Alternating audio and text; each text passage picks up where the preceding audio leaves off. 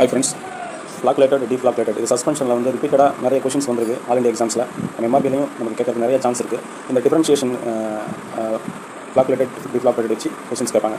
இதை நம்ம படிக்கும்போது நல்லா ஈஸியாக இருக்க மாதிரி இருக்கும். ஆனால் நமக்கு வந்து கொஷின்ஸ் பார்க்கும்போது நமக்கு கன்ஃபியூஸ் ஆகிடும். அதை நம்ம வந்து அவாய்ட் பண்ணால் நம்ம ரொம்ப கிளாரிட்டியாக நம்ம பார்த்து வச்சுக்கணும். அதை நம்ம எளிமையாக ஞாபகம் வச்சுக்கிறதுக்கு ஒரு சின்ன ஒரு ட்ரிக்கு பாருங்கள்.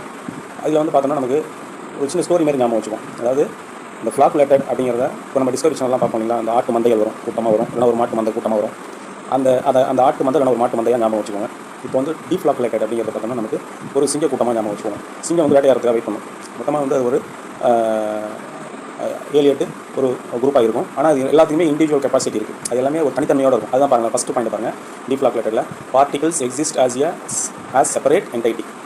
எல்லாத்துக்குமே ஒரு இண்டிவிஜுவல் கெப்பாசிட்டி இருக்கும். அது எல்லாமே தனித்தனியாக இருக்கும். அதே வந்து பாருங்கள், ஃபஸ்ட்டில் ஃப்ளாக்குலேட்டடில் ஃபஸ்ட் பாயிண்ட் பாருங்கள், பார்ட்டிகல் ஃபார்ம் லூஸ் அக்ரிகேட். ஆட்டு மந்தை வந்து பார்த்தோம்னா இந்த நாட்டு மந்தை கூட்டமாக வரும். அதை வேட்டையாடுறதுக்கு சிங்கங்கள் வெயிட் பண்ணிட்டு அந்த ஆட்டு மந்தை வந்து கூட்டமாக வரது என்னன்னு பார்த்தோம்னா அது ஒற்றுமை கிடையாது. ஒரு பய உணர்வில் ஒன்று பக்கமாக வரும். அது வந்து ஒரு லூஸ் அக்ரிகேட் தான். அது வந்து ஒரு ஸ்ட்ராங்கான ஒரு தனித்தன்மையோட ஒரு ஒற்றுமையோட அப்படி சேர்ந்து வரதில்லை. ஒரு லூஸ் அக்ரிகேட் தான். ஒரு பய உணர்வில் அது பக்கமாக வரும். செகண்ட் பாயிண்ட் பாருங்கள், ஃப்ளாக்குலேட்டடில் ரேட் ஆஃப் செடிமெண்ட் ஹை. இப்போ பார்த்தீங்கன்னா அந்த மாட்டு மந்தை பார்த்தீங்கன்னா ஒரு 1000-2000 கணக்கில் கூட்டமாக வரும். டிஸ்கவரி சேனலில் நீங்கள் பார்க்கும்போது அது வந்து ரேட் ஆஃப் செடிமெண்ட் கூட அதை கம்பேர் பண்ணிக்கோங்க. அது வந்து rate of sediment is low. இதில் டீஃப்ளாக்குலேட்டடில் செகண்ட் பாயிண்ட் பாருங்கள்.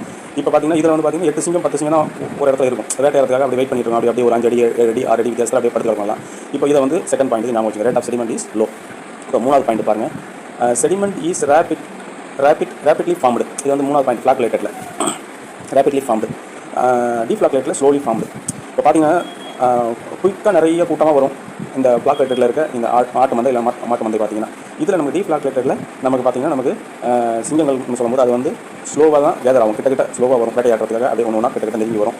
அடுத்தது நாலாவது பாயிண்ட் பாருங்கள், loosely formed sedimentation no hard cake.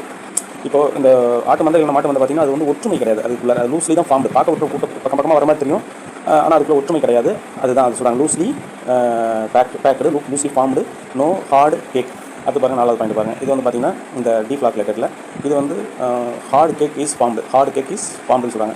இப்போ அந்த சிங்கங்கள் வந்து ஒன்றாக சேர்ந்து வேட்டையாடுறதுக்கு போகிறதுக்கு முன்னாடி அது ரொம்ப ஸ்ட்ராங்காக ஒற்றுமையாக இருக்கும், ஒன்றா இருக்கும். அது வந்து ஞாபகம் வச்சுக்கோங்க.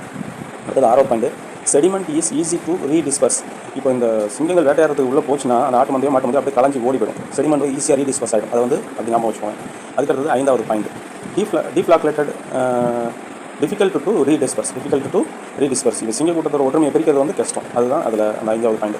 அப்போது இந்த ஃப்ளாக்குலேட்டடுங்கிற ஒரு ஆட்டு மந்தையாகவும் டீஃப்ளாக்குலேட்டடுங்கிறத ஒரு சிங்க கூட்டமாகவும் நீங்கள் ஞாபகம் வச்சுக்கிட்டிங்கன்னா ரொம்ப எளிமையாக இருக்கும். இதை ஞாபகம் வச்சுக்கிறதுக்காக அந்த ஸ்டோரி. மற்றபடி நீங்கள் ஒன்ஸ் ஞாபகம் வச்சுக்கிங்கன்னா அது ஸ்டோரி